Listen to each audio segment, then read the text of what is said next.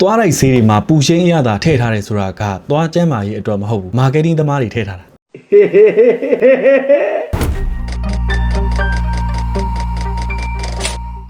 တစ်ချိန်လုံးကသွားလိုက်ဆေးတွေရဲ့အရသာကဒီတိုင်းပုံမှန်ပဲနောက်တစ်ခုကလူတွေကလည်းအဲ့လောက်ကြီးထိသွားတိုက်တဲ့အလေးချင်းတွေပါတိတ်ပြီးတော့မရှိကြသေးဘူးအဲ့လိုဖြစ်နေတဲ့အချိန်မှာ Pepsodent လို့ခေါ်တဲ့သွားလိုက်ဆေး company ကလူတွေနေတိုင်းသွားတိုက်အောင်ပြီးတော့သူတို့ရဲ့သွားလိုက်ဆေးတွေပို့ပြီးတော့ရောင်းရအောင်ဘယ်လိုလုပ်ရင်ကောင်းမလဲဆိုပြီးအဖြေရှာကြတယ်လူတွေကသွားတော့တိုက်တယ်ဒါပေမဲ့သူတို့တိုက်လိုက်တာသွားတန်ရှင်းသွားရဲ့လားဒါမှမဟုတ်ဆိုရင်လည်းသူတို့သွားတိုက်တာပြီးသွားပြီလား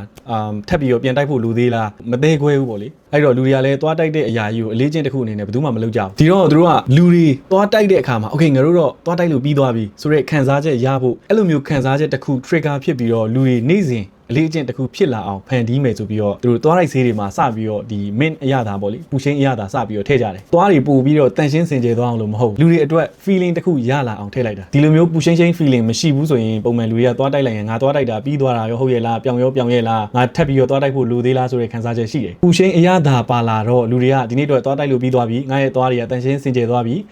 ဒီနေ့အတွက်ငါစိတ်ကြင်တဲ့မှုရသွားပြီဆိုတဲ့ feeling တစ်ခုရစေတယ်ဆိုတော့လူတွေကဒီ feeling ကိုပဲဆွဲလန်းသွားတယ်အဲ့တော့နေ့စဉ်သွားတိုက်တဲ့အလေးအကျင့်တွေပို့ပြီးတော့ဖြစ်လာတယ်သူတို့ရဲ့သွားလိုက်ဆေးတွေကလည်းအရန်ကိုထိုးတက်သွားတယ်ပေါ့လေအဲ့တော့တခြား brand တွေကလည်းဒီလိုအရသာကိုလိုက်ပြီးတော့ထည့်ကြတယ်ဒီနေ့အထိပဲဆိုတော့ကိုယ့်ရဲ့ product ကိုသုံးလိုက်ခြင်းအပြင်သူတို့အောင်မြင်သွားတယ်သူတို့အဆင်ပြေသွားတယ်လို့ခံစားစေရတာကလည်းတကယ်ကို powerful ဖြစ်တဲ့ marketing message တစ်မျိုးဖြစ်ပါတယ်ဒီနေ့အတွက်10 minutes စာ marketing ဖြစ်ပါတယ်နောက်ဗီဒီယိုတွေမှာပြန်ဆုံပါမယ်